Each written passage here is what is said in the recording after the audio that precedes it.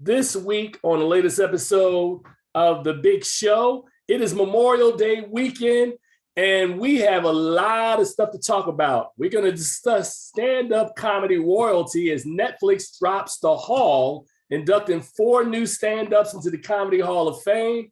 And one of the inductees has his life spotlighted in a new 2-part HBO documentary, George Carlin's American Dream. Plus, the final episode of This Is Us aired this week, and we'll talk about the impact of one of the best dramas in television history.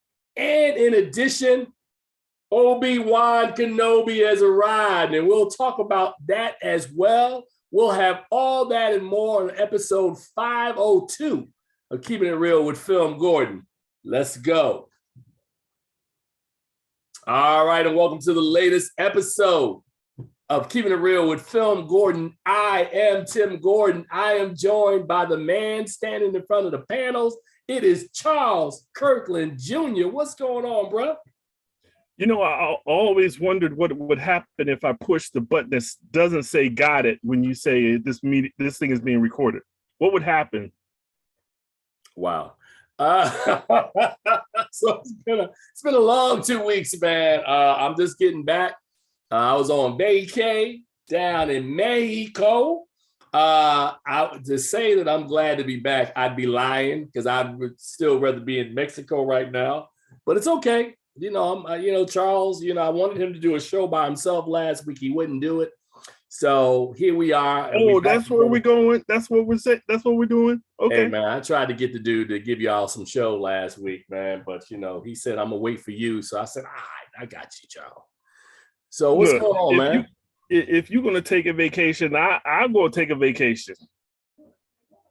Okay. No, it's really been a madhouse the last couple of weeks because of everything that's going on.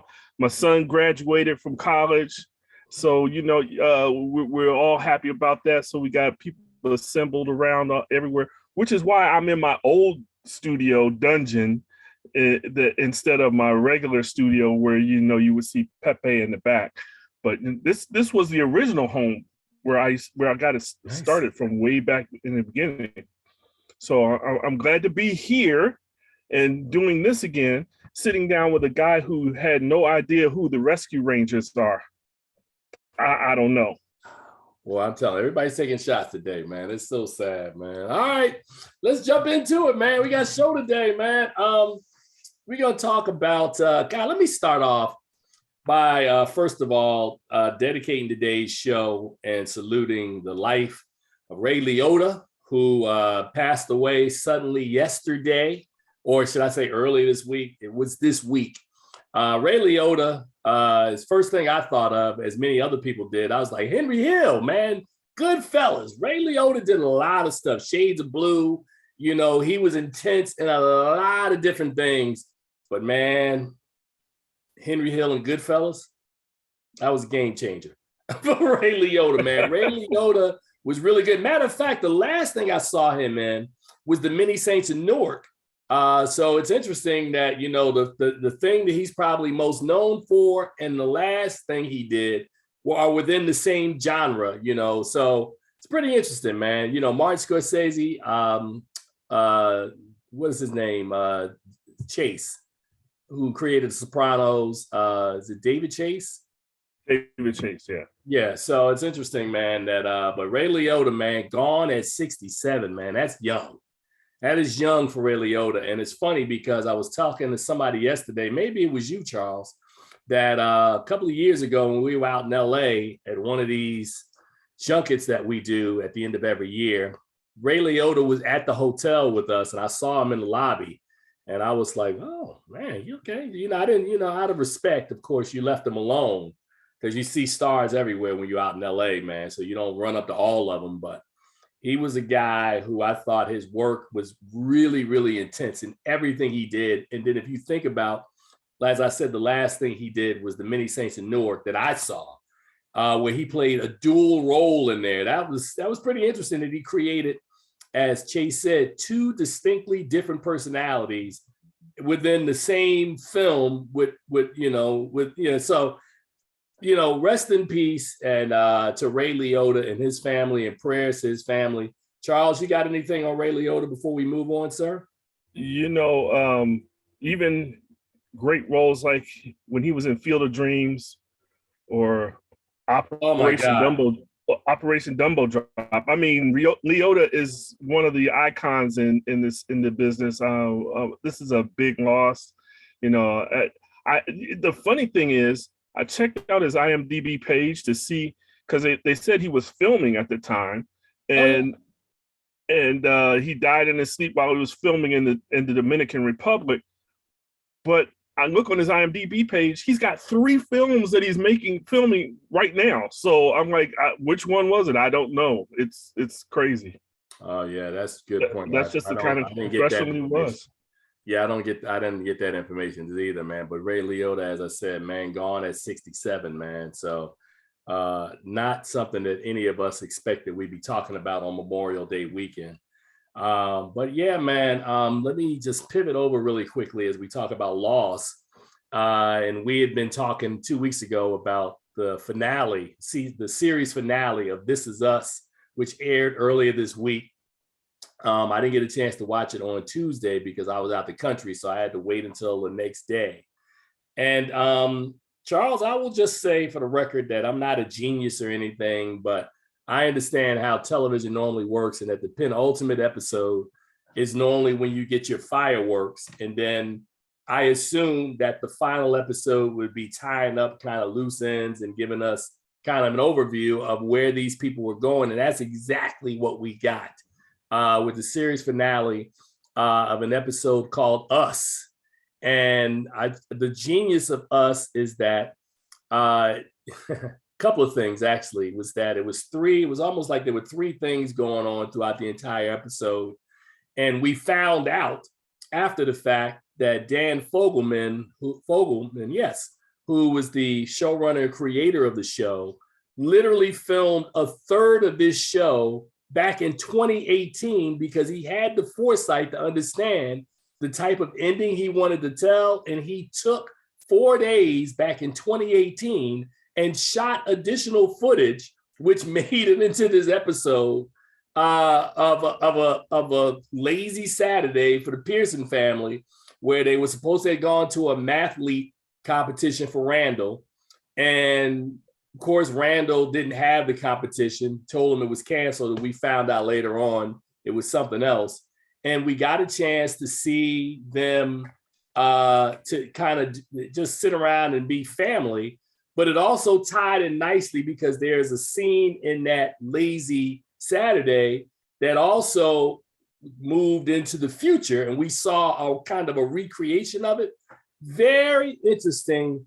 It didn't tie up everything because there were certain characters that we had followed along in the journey that we don't know whatever happened to them, like Cassidy, for example, who was the person who was in AA with I forget the character's name, their father-in-law. I mean, not father-in-law, but their uncle. Their uncle. Yeah, was in AA with their uncle. I saw Cassidy at the wedding and I never saw her again. So I don't know what happened. Maybe she's gonna be in a spinoff of This Is Us. I don't know. I thought was she that important? Do we really need to know the story of Cassidy? Well, man, okay, I'll say this, right? We don't know who's important because important change from week to week, right? The fact that we saw a character from season 1, episode maybe 3 or 2, end up as a part of the penultimate episode in the train episode, I wouldn't have thought that was an important enough character to bring back. Who knows? You don't know what's important, but I just thought that as I had a long conversation with Charles, that over the course of 6 years, and I don't know how many episodes, this story, which centered on family, it's centered on toward the end, what do you call it when you are, not being a caretaker, but people who caring for elders.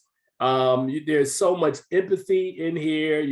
This bond. I told Charles, as a family show, I don't think we've ever seen a family show done in this way before, where time was kind of circular. It moved around backwards, forwards. There were scenes that I remember seeing in season 3 that kind of culminated in episode 18 in season 6. So This Is Us, I think, is just amazing television. I think at least as we talk about awards coming up, you've got the Emmys coming up in September. You got the Black Reel Awards coming up in August. I think it's head and shoulders on the drama department. I think that it's going to do amazingly well in both of these award shows. Charles, what are your thoughts on This Is Us as we wrap up 6 years of some of the best television, some of the best writing I think I've seen in a television show in a minute? You know, the funny thing about it was that even as the show was coming to an end, you realize that it's still a beginning. And I think they mentioned that in the show. I mean, this is one end, yes, but there are so many things that are going to still happen. It was a delight to me when, and I guess we can't say spoilers because, I mean, this show's been out for 2 weeks now. So when his daughter tells Randall, I mean, that he's going to have a grandson, and he just has the time of his life, because I never even thought about it, that he was surrounded by women all this time, all his life. He was growing up, all these girls in his family, and now he finally has a boy. So yeah, that was a delightful piece. And then you even mentioned that your favorite episode is the Memphis episode, and then how they just, and it's a great episode, and they even brought that back. I guess they must have realized that this is one of their best episodes, and they even brought that back in the finale. And so I thought it's an excellent show. Dan Fogelman did a great work here putting this together. And I think I mentioned this to you the other day. It's so appropriately titled, saying This Is Us, because it's not just the Pearson family, but when we watch this drama, we see ourselves in all of these stories, and everything that's happening to them. It's really about us as a people. Each one of us, in black, white, and brown, you know, I mean, we're all there, and every one of us is represented in this show. And that's why I think it's just magical. It's a magical show. And I'm glad that they ended the way they did, because this was, you know, some shows have the tendency to run on and dilute themselves. This show stayed strong from beginning to end. It's just a perfect show. I enjoy it every time. And now my wife and I have to find another show to sit down together, a date night television. Well, you know, I think again, it was really interesting to me, because one of the things, and I thought they handled it, I'm not going to say they handled it well, but they handled it appropriately, because one of the things that bothered me about the show, which got addressed, was when they did the Miguel standalone issue, right? And as they wound the show down, Miguel, was he in the finale? Yes, he was in the finale, right? Yeah. I think remember he said you're still my favorite person. Yeah. Well, no, that was the train. That was episode 17. No, you're right. He was in the finale. It was interesting that, you know, you were in love with Miguel, but Jack Pearson was the love of Rebecca's life. And I loved what they did in episode 6, you know, in episode 17, the train, which carried over into Us at episode 18. But yeah, man, I just think it's a fascinating show. I watch a lot of shows, and I know we talk about shows that are well written from start to finish. I was sharing with Charles that, you know, as I think about great shows, the big three as it becomes writing is always about I Love Lucy, The Dick Van Dyke Show, and Mary Tyler Moore. I said, you know, MASH went for 11 years. I don't know. I watched MASH and reruns. I don't know if MASH from start to finish was that show. I don't know the Cosby Show, we talked about that. I know that there were a couple of seasons where I was like, you know, it's okay. The Wire, I loved as a show, but even The Wire had season 2, which I was like, I love season 1. I love season 3, 4, and 5. I thought were okay. But from start to finish, man, it's hard if you're thinking about shows to try to, even The Sopranos, which is another one. I thought started off strong, had a couple of seasons where I thought it was sort of iffy. We talked about Game of Thrones. That was another one that was like, didn't end well. So there have been so many really great attempts at writing shows. I just think that that This Is Us has earned its place, man, as a show that not only had the creator and showrunner from start to finish, and it had this kind of unified vision, even though they brought in different directors and how they told the story and how the show was edited, I thought made it really, really special. But the fact, as we said earlier, that you had the foresight to understand 3 years ago or 4 years ago that you would shoot scenes that could end up in the finale, and then you did it, and then it actually worked out that way, is just genius on how they did that. Charles, do you realize how much stuff that could go wrong in making? No, I mean seriously, in the making of a television show, something could happen to a character. We have to recast. A character might pass. I mean, there's all kinds of things that can go wrong. And you mean like a pandemic can happen and derail your filming and all that? And yeah, anything can happen. Anything can happen, man. So it was very interesting in those scenes that he shot, because he anticipated that these actors would be significantly older had he not shot these child actors back when he did it. And he's absolutely right, because if he had tried to shoot that now, it never worked. Those guys have all, sprung up. And, yeah. Yes. So having said that, man, I can honestly say that I'm satisfied with the ending of This Is Us in a way that I may not have been for some other shows, because the bar was set so high that there was a certain group of people who wanted it to be more emotional than what it was. It's perfect, as you said earlier, Charles, that life goes on, and it's a new beginning for the Pearson family. It's not the end. So congratulations to This Is Us, 6 wonderful years. And now it gets down to awards time. We'll see next month, Charles, when Black Real Award nominations are announced. And I think the Emmy nominations are going to be announced in August. So we will see how much love This Is Us gets. My impression or feeling is that it's going to be a lot. It's going to be a lot. I can't imagine anybody not loving this show and not recognizing the show for the greatness that it has been. And like you said, Dan Fogelman, most writers will tell you that when they start a story, they start with the beginning and they start with the end in the beginning, so they know where they're ending when they start the story. Right. He really did this the right way. He shot it with the end in mind from the beginning and stuck to his guns, because I'm sure NBC was like, give us some more seasons. He's like, nope, we're done. I told the story. I'm out. Peace, deuces. You get these 6, man. I'm hitting the streets, man. All right, man. So let's pivot on to the next thing, man. While I was away, I was perusing Netflix, and I saw something called The Hall. And I was like, what is The Hall? And I turned it on, and The Hall is during, I guess, Netflix is a joke. This whole month, they're creating all this content.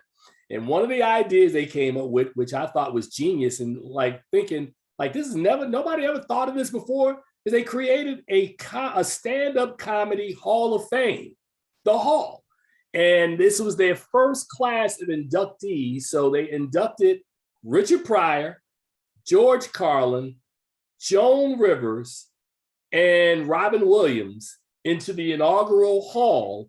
And in order to induct them, which I thought was really interesting, they invited one stand-up comedian who kind of talked about the impact of each of the inductees. And then they had a clip package of maybe 7 to 10 minutes of each of the inductees. So you can get a smattering of the work and the reason why, how significant they were in being inducted into the hall. So the people who they brought on to do the inductions were Jon Stewart, who inducted George Carlin, John Mulaney, who inducted Robin Williams, Chelsea Handler, who inducted Joan Rivers, and of course, last but not least, the man they referred to in the show as the closer, Dave Chappelle, inducted Richard Pryor into the hall. Now, as an aside, one of the other things I thought that they did that was brilliant is they brought Jeff Ross on to do an in memoriam piece to salute 4 comedians who we've lost within the last year. Of course, Bob Saget, Gilbert Gottfried, Louis Anderson, and did I say Bob Saget already? You did say Bob Saget, but you didn't say Norm Macdonald. I don't know Norm why you don't Macdonald. ever want to remember Norm Macdonald. Oh my God! Don't be petty, man. Normie, so such a hater. You're such a hater.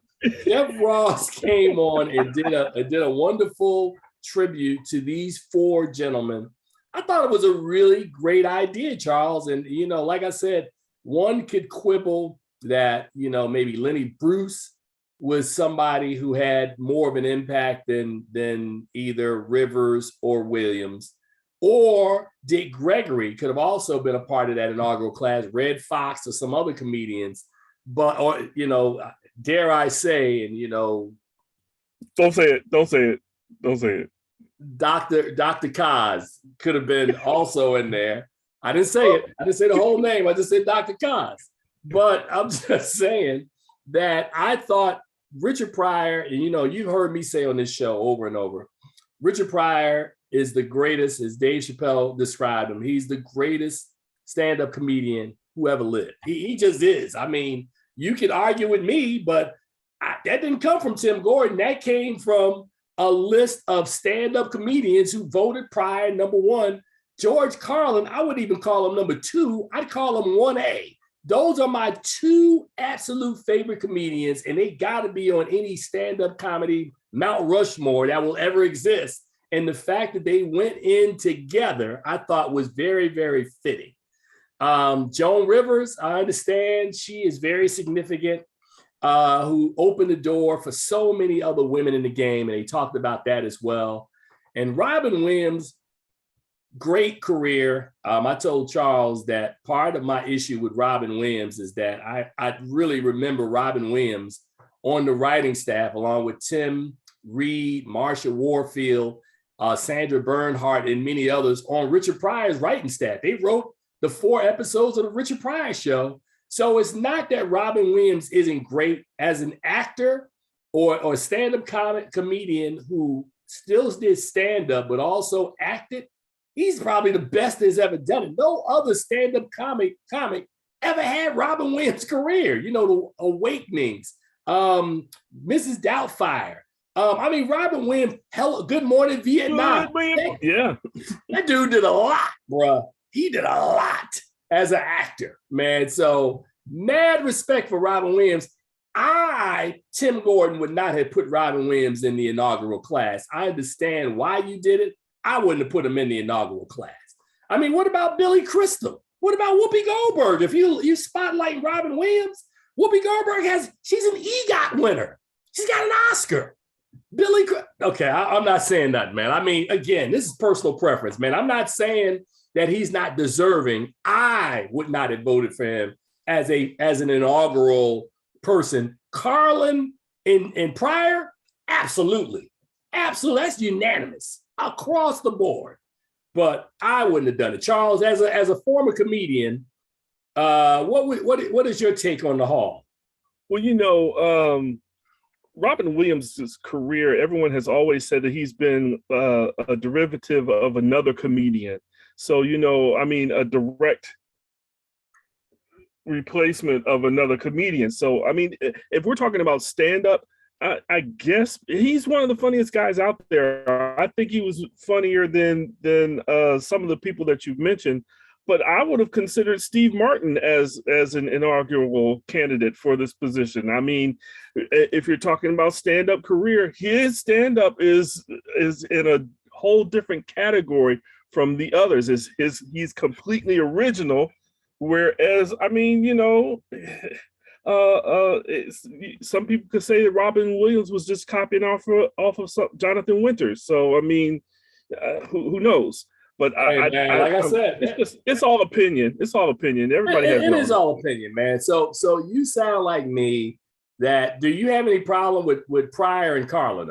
Oh heck no! You almost cursed. No, that's just saying.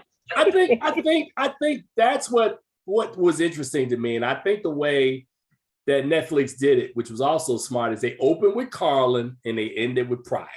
Anything else in the middle, you can have some knockdown, drag out debates. You can't argue the beginning, you can't argue the end. So, and did you get a chance to watch it, Charles, yet, or you haven't? I haven't watched it all. I've watched half of it, so okay. I'm on the yeah.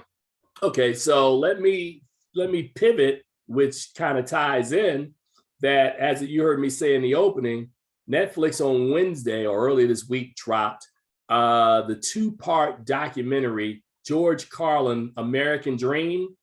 And I watched it and finished it before we did the show this morning. I called Charles and told him, I just feel validated, man, because I always thought that the guy was genius. I really did. And I think part of what attracted me to George Carlin, and to a large degree, what attracts me to Dave Chappelle, as I like intelligence in my comedy. And I like people who are not just intelligent, but people who talk about subjects across the board. Now you'll go, well, what about Richard Pryor? Richard Pryor's situation, I'm not even gonna say it was different. I think Richard Pryor did something. Well, let me take that back. George Carlin and Richard Pryor, the fact that I think these guys are equally great, but I think Pryor is greater. The fact that, as I explained to Charles, their early years are so similar, and they knew each other during this time, right? So if you watch the American Dream documentary with George Carlin, there's a scene where both of them in 1965 ended up on some hokey summertime, I think it was called the Kraft Summertime Variety Special, right? And both of them are on there in their pre-personas of what we know them as now, right? So Richard Pryor has on a sweater, George Carlin has on a sweater.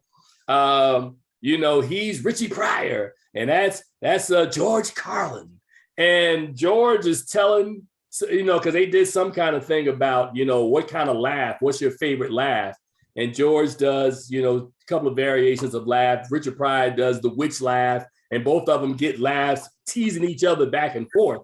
And it's so interesting because we know now that George Carlin kind of went through a similar thing of Richard Pryor. They both did they both came to the same epiphany within a year or two of each other, right? That they both decided that, trying to be young Bill Cosby was not the way to go, being on television with a suit and tie and telling jokes for the establishment, that both of these guys became counterculture. George Carlin, of course, grew a beard and, started doing the hippy dippy weatherman, among other things, which led into the 7 dirty words you could never say on TV. Richard Pryor went away after having a nervous breakdown and walking off stage in Las Vegas. Coming back, after spending some time in the Bay, he comes back with the end. That end is crazy, and it's in 1971. And as I told Charles, nobody had ever seen that before. That was brand. You're talking about something original. That was original. So Richard Pryor goes on along with George Carlin, and both of these guys, at that point, it becomes different because Pryor shoots to superstardom in the 1970s, and his career sort of tails off with the rise of people like Eddie Murphy and others in the 80s, right? George Carlin was red hot in the early 70s. By the end of the 70s, comedians were starting to mock him and say, Charles, that he was obsolete. And as the special ends, episode 1, he's like, oh, F them, I'm gonna show them. And his comeback in 88, that huge show, which led into his huge show in 92. Carlin had the longer lasting impact than Pryor did, but Pryor's star burnt so hot in the 70s, man. I mean, you couldn't get any hotter than Richard Pryor, man. So you also find out from watching the documentary that George Carlin, of course, is the first guest host to ever be on SNL when it first launched.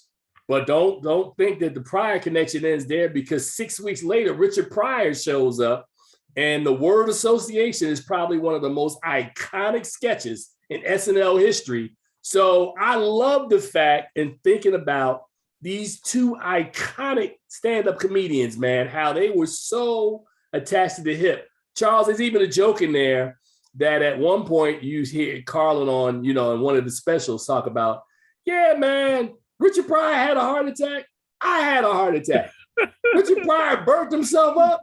I was like, now I'm gonna have another heart attack. So, yeah, man, I love the fact that these guys had a mutual respect and a relationship with each other. But if you get an opportunity, George Carlin, American Dream, I just thought was great. It's almost 4 hours now. So both specials are like an hour 40. Part 1 is like an hour 40 and some change. Part 2 is an hour 40 and some change. Directed by Judd Apatow. Great job, Judd. You did your thing, man. So, Charles, you got to check that out. I know that'll be something else that will really, really work for you. Yeah, I mean, Carlin from that 66 when he did the Kraft Summer Music Hall that you're talking about. Yeah, man. Oh my God, it's so funny to watch that. You're like, yikes, man. So I'm a big fan of Carlin. I'm a big fan of Pryor. And you're absolutely right. Chappelle reminds you a lot of Carlin in the intelligence of his humor, and not just the intelligence, but the way to untangle a story that makes you go, and then hits you. So I really enjoy Carlin. And when you said he was in the hall, I was like, yeah, of course he had to be in there. And so I just don't have time right now between Obi-Wan, between Stranger Things, and it's just, when am I going to watch 2 hours of Carlin? 4 hours of Carlin. 4 hours of Carlin. I want to, and I will, but maybe down the road a bit. Well, but so let me say one last thing, which I found to be really, really interesting, man. There's a part in the doc where I guess one of the guys who I guess produced or directed the 10 episodes, the 10 stand-up episodes that he did, talked about it. He would talk about how Carlin had a certain MO, which I had never thought of it that way, but he was right. He said, he would always open these specials with like a joke that would be really revolting to kind of get your attention, right? And then he said, once he got your attention, maybe 20, 30 minutes into it, you get a stream of fart jokes or some stuff like that. And then he said he'd work toward the end where he would just hit you at the end. So it's almost like he would open and close every show by hitting you with a haymaker. And it's so funny because, even I picked up on this. The longer Carlin lived and was doing stand-up in the 70s, he was kind of, counterculture. Once he became, when the Steve Martins and all of these other, John Belushi and some of these other guys came along in the late 1970s, and when people thought he was passé, he had to stop being necessarily the wordsmith, and then he had to come back with these searing kind of looks at like the establishment as well as religion, which he tears into. And then, like I was telling Charles, one of his last specials, which was my favorite, was You Are All Disease. I remember watching that and thinking that I couldn't breathe. There was some stuff where he was talking about, the conductor was coming for the kids, and man, it was funny. But the thing that's interesting about George Carlin in the early years, Charles, for me, I remember the reason why I love Richard Pryor and George Carlin so much is because they were on HBO really early in the 70s, man. And I remember my father waking me up to watch Richard Pryor specials when they were on HBO. And I remember, don't tell my mom. Don't tell my mom, Dad. And I remember on New Year's Eve, HBO used to run George Carlin specials on New Year's Eve, man. So he's a guy that I've always respected. And when you talk about Dave Chappelle, I think the one thing to me that separates Dave Chappelle from all his contemporaries is his ability, and I don't know if he learned it or if it's God-given, that the way he sets up jokes is almost, I don't even think George Carlin and Richard Pryor may have had that ability, right? So I give you an example. In one of the specials that Chappelle did, he did this thing where he talked about how he had a punch bowl in his house that had punchlines in it. And just to keep himself sharp, he would write punchlines out and then develop material. So he pulled one out. And the one he did on the special was kick him in the pee, right? Remember that? Yeah. And he does this story where you don't know where it's going. And he's talking about being poor in DC, you know, where he was middle class, but not necessarily having enough money. And, you know, he goes over to his boy's house and his boy, what were they having? Something that he said he had never had before. And I forget, because I'm not going to do the joke, but he was like, his boy's mom invited him to stay over. And, you know, how he's having this experience. And at the end, he just kicked in the pee. And it's like the thing that Chappelle does that just hits, it's almost like if you watch those specials, a lot of those punchlines just come out of left field. It's like he gets you, it's almost the equivalent of a comedic 3-card Molly. Like, I'm going to get you over here, 3-card Monty. I'm going to get you over here looking at this. And when you focus on that, the punchline's over here. And he's great at that, man. Think about the age of spin. When we went through this whole litany of talking about, you know, Black soldiers going to Europe and, you know, getting, you know, fellatio in the back of the candy bars. And he goes through this whole story. And at the end, he goes, and while all this was happening, Bill Cosby raped 54 people. And I was and you're like, what? So it's genius in how Chappelle puts these shows together. Now, you might not like Chappelle because, you know, because of his views on transgenders or some of the other stuff. As a comedian, bro, there's nobody. I've heard Kevin Hart and Chris Rock talk about it.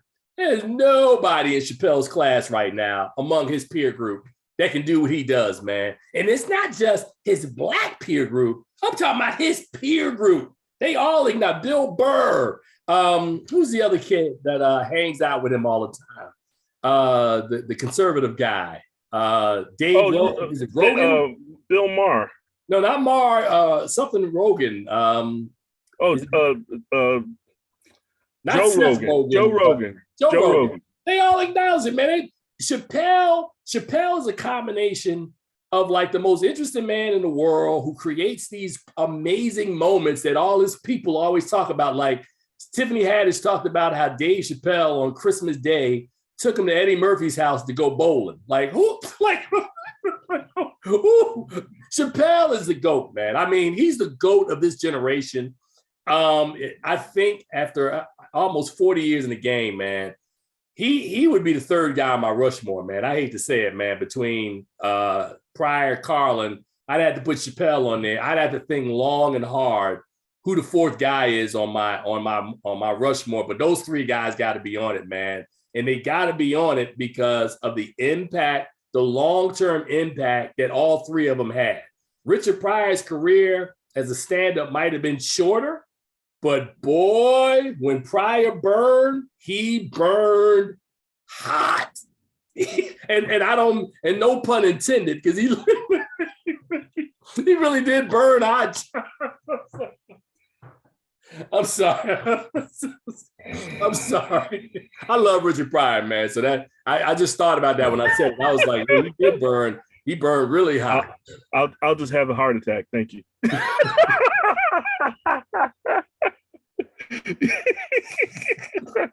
Oh man, but yeah, bro. Yeah, man. So Charles, any last comments, man? Because we got about maybe 10 minutes left, 10, 15 minutes left.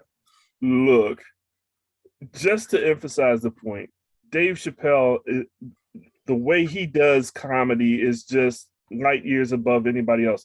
we had Ricky Gervais, who brought out a comedy special this week. I think it was just dropped this week. And I respect Ricky Gervais. He's got his own kind of style, but he did some transphobic jokes, and he tried to kind of set them up, kind of, in a way that, but no, they just came across as mean and hurtful, and for good reason. People are outraged at Ricky Gervais.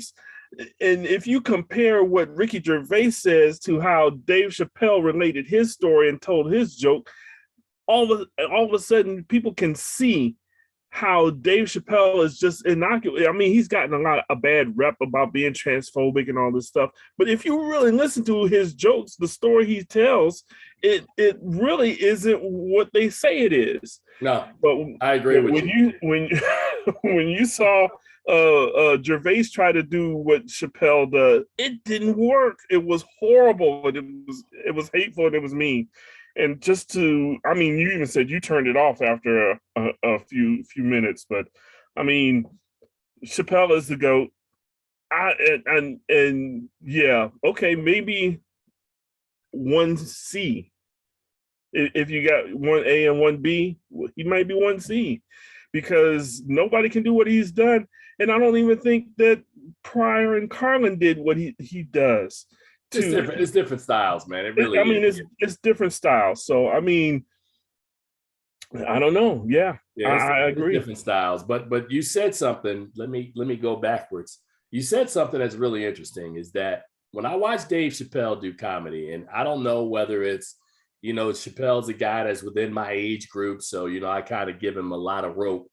Chappelle, even in all the jokes that I've watched him do, I've never seen him, or at least get the feeling that he's ever mean-spirited about anything, right?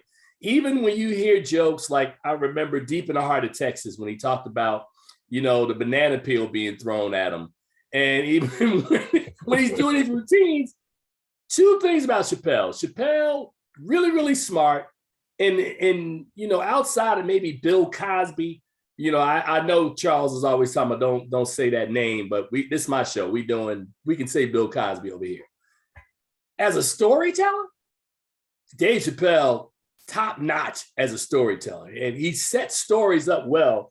The Daphne story, when you're talking about transphobic jokes with this snarky dude who I just can't get with Ricky Gervais at all. I just don't like his snark. It just bothers me. And when I watch him, that it's like he's doing this inside joke. And I guess there are people like you who might really respect and like Ricky Gervais. It just doesn't work for me at all, right? We talked about Cat Williams, right? Cat Williams has had multiple specials on Netflix, right? And for the most part, I'm like, this latest one I thought was probably some of his best stuff, because he did branch out and try to do some different stuff. Charles, I know you weren't really a big fan, and I'm not saying that Cat is great. I just thought this last one was pretty decent.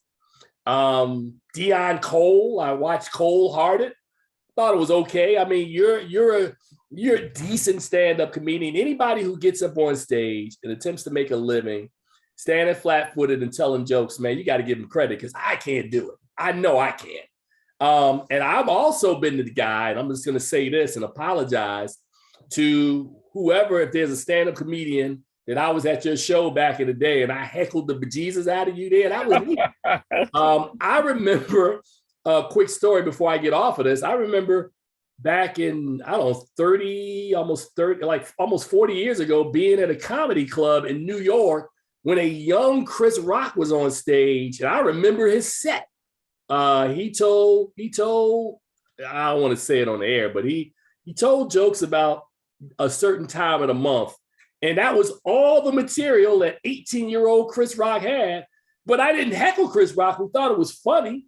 But the guy that came on before Chris Rock, he wanted to fight us, because we were, get off the stage. You suck. he was not happy with us, Charles. But I'm saying that to say that it's not an easy gig. And the people who are really, really good at it, man, like, I'm saying not the great ones, but I'm just saying there's a lot of good comedians. I think Chris Rock is good. Chris Rock, I wouldn't put on Dave Chappelle's level. I think Eddie Murphy is good. I just think that the knock that I have with Murphy is two things: that he didn't do it long enough, and I don't think, he ever expanded the things that he spoke about. He spoke a lot about his family. Now, I will tell you, I watched Eddie Murphy on Jerry Seinfeld's a Netflix show, Comedians in Cars, Getting Coffee. Right. That was funny. Eddie Murphy is the kind of guy, like if he just came on here now and he just was on the show, he'd have us laughing for an hour. He's that kind of Absolutely. And I've been in a room with Eddie Murphy before. Eddie Murphy is funny.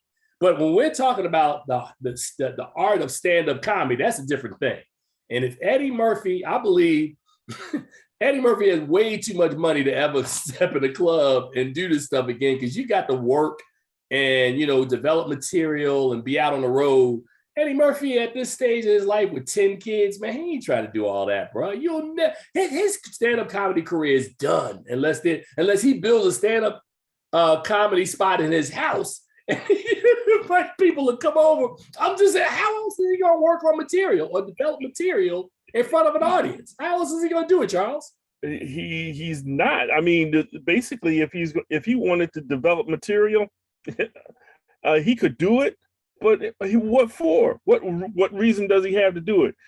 I think Coming to America 2 was the epitome of the nail in his stand-up career. When they said that movie was terrible, which it was, there's no impetus for him to go out there and do something to taint the career that he's had. Whatever he does, is going to be compared to what he's done is going to be fast. And so if it's not even close, why bother? Why even try? Right. I mean, the last memory people have of Eddie Murphy doing stand-up was Raw, right? So there's nowhere to go but down. Right. You've done Delirious and Raw. Like, let it go, man. Leave that to the Chappelles and Rocks and Harts and Williams and all these other dudes who are out here making the name. D.L. Hughley and Sid the Entertainer and Steve Harvey, original Kings of Comedy. There's so many guys that are out there doing this, man. And I love stand-up comedy. I told you we were in LA a couple of months ago, and we stopped by Chocolate Sundays up, at the comic strip or whatever it was called. I forget the name of the spot. But Dean Edwards, who was on SNL back in the day, was the headliner.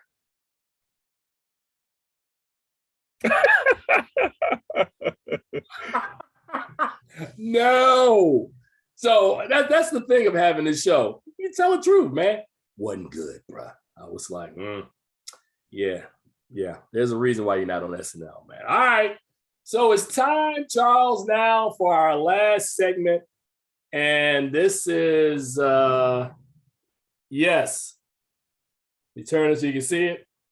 I would hum the music, but we might get banned from. Yeah, we would get banned, man. So let's just say Obi-Wan Kenobi. Now, there's a dispute going on in my house right now that I have a young person who says it's pronounced Obi-Wan Kenobi.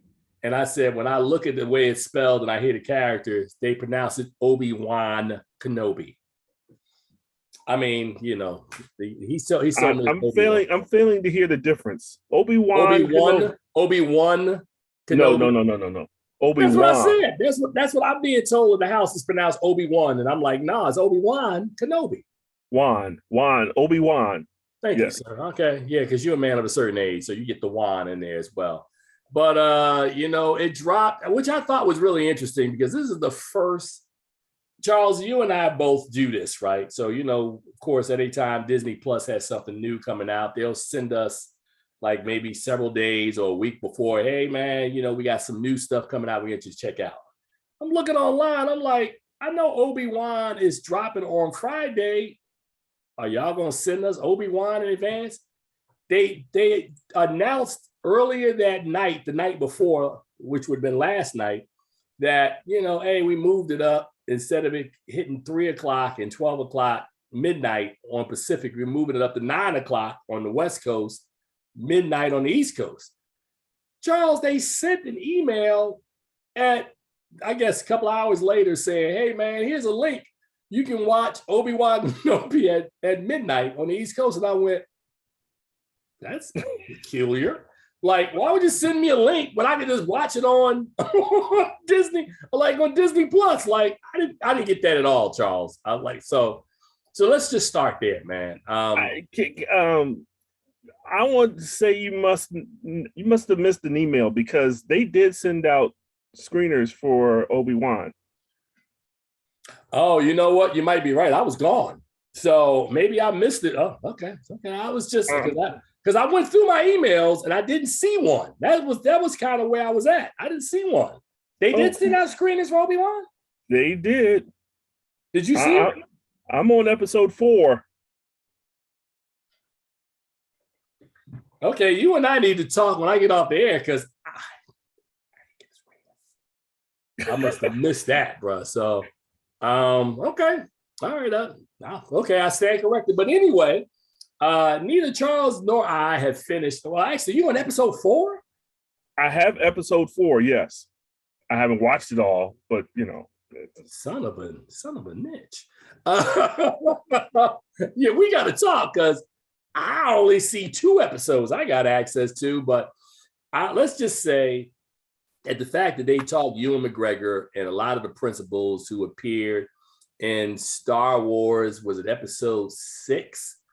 Was it episode 6? Oh no, I'm sorry, episode 3. I'm sorry, I forgot they did the prequel joint. Right. Episode 3 of Star Wars. My apologies, man, because Charles is looking at me like, episode 3 to bring a lot of those characters back, including Darth Vader and Anakin Skywalker and all these folks. I haven't finished it yet, but of course it's gonna be brilliant. I mean, like, why wouldn't it be? Of course it's gonna be brilliant. Charles, am I wrong? Would it not be brilliant? It's Star Wars. I mean, come on. Of course it's gonna be brilliant. And then we can't really talk about we'll talk about it next week. You have seen the next Disney Plus show that's coming out next week. Yes. Yeah, we can't talk about that one yet, but yeah, Charles. Of course they're brilliant. Disney, much like we talk about Dave Chappelle, Disney tells stories. Even when on something like Moon Knight that I didn't think was great, and I didn't think it was great, not because I didn't think that the show was great. I always struggle, as Charles would tell you, with the connective tissue of how these characters, what world are they living in? Like the Eternals, I was struggling because I'm like, what world? How do they compare with everybody else? You got the Avengers down here. You got the street guys like Luke Cage and Daredevil and Jessica Jones. And that pitiful Iron Fist, which if they need to do anything, they got to recast Iron Fist because that dude was horrible. The other thing about Disney, and I'm just going to say this and shut up, Charles, is that they've had I think it was Fox that had two cracks at it with the Fantastic Four. Both swings were like swings and misses. They are 0-2 in the count. But I guarantee you, Charles, the third time is going to be the charm because when Marvel rolls out the Fantastic Four, it's going to work. It's going to work. I guarantee you it's going to work. So, Charles, you go at this point. I'm sorry. Go ahead, man. I mean, what is there to say? I mean, yeah, you're absolutely right. There's no way that they're going to mess up. I'm happy that Marvel announced they're going to reboot Daredevil. So, I mean, we're going to have a Daredevil series coming up soon. Soon may be a year, but who knows? It's soon. And yeah, Iron Fist was horrible, but I mean, I was excited for Iron Fist because he's one of those characters that, you know, I really gravitated towards while reading comic books. But you know, Marvel just continually puts out excellent stuff. I mean, you were on vacation last week and didn't get to see Chip 'n Dale Rescue Rangers, but if you check with your colleagues, there's much love going on for what they did with Chip 'n Dale. So, I mean, they continually put out good stories. There may be a dud here and there, but hey, they're going to make up for it. I'm sure we've all forgotten how bad Eternals was because we've had Doctor Strange, and we got Thor coming up in a few weeks. So I mean, it's that machine just keeps on rolling, just keeps on rolling. Yeah, it keeps on rolling every place, but my stocks right now, my Disney stocks have been down. Disney has not performed well as a Well, stock. I mean, that's a stock theater wide thing because Netflix is down, Disney's down, everybody's down, and the streaming services. I mean, the boom is off the rose here. And so I've talked before. You're starting to see these services that are linking up streaming services to provide more. People can't afford 4, 5, 6 different streaming services and don't want to pay for it. So somebody's got to bite the bullet. And Netflix is first, and they got their new service that they're introducing where you're gonna get commercials like Hulu and some of the others. So you got a second tier. But hey, everything is going to adjust a little bit as we go through this. I don't want to use the R word, but we're on the brink of that. With inflation as high as it is, and oil is as high as it is, some people gonna have to dial back what they're spending on. Well, I'll just say this, man, without giving you the company name, that I'll just say that tickets in movie theaters and companies may be down, but the beverages are not down, at least in my portfolio. So if you need some beverages at a movie theater, I would look at some of that because that stock ain't going down because people like a beverage. Oh yeah, you figure out the beverage I'm talking about and put some money in that because we got about 3 minutes left to go, Charles. So needless to say, man, congratulations to you and your family, man. Graduation this weekend, or actually earlier this week, and more graduation celebration this week. Brother, I'm tired, man. It's been a long week or so. Just send cash. Well, you're all right. Just send cash. Yeah, because this is a week of R&R, as one of my really good friends like to say. This is a week to sit on your entire ASS. This is basically what it is, man. So yeah, Charles, a good week, man. Of course, we talked and did a review last week that Top Gun Maverick is opening in theaters this weekend nationwide. This will be a test that we've been talking. We did a show during our summer preview to figure out if this will be the first non-superhero film to gross $100 million. So I'll be looking out for that. So it's going to be pretty interesting, man, as we start into the summer, because again, the way that the Disney machine works, every time you think you're going to get a couple of good weeks of grosses, they go, we spread it out, man. We got Thor coming in a month. we got Jurassic. Is that Disney too? No, Jurassic. No, not Disney. That's not Disney. All right. Well, don't worry. I'm sure there's some Disney stuff hovering around it somewhere. Some Pixar. It's either Pixar or Marvel. Yeah, you got Jurassic World coming out, but then you got Lightyear coming out the week after. So hey. Yep. Yeah. Don't get too comfortable, because we coming for your neck every week during the summer, man. Disney is coming for your neck, man. So once they get through of draining all the cash they can get out of Doctor Strange, Thor is coming. And then when Thor is going to be done, and they're going to rev up to really smack you upside the head right before Thanksgiving and give you Black Panther 2.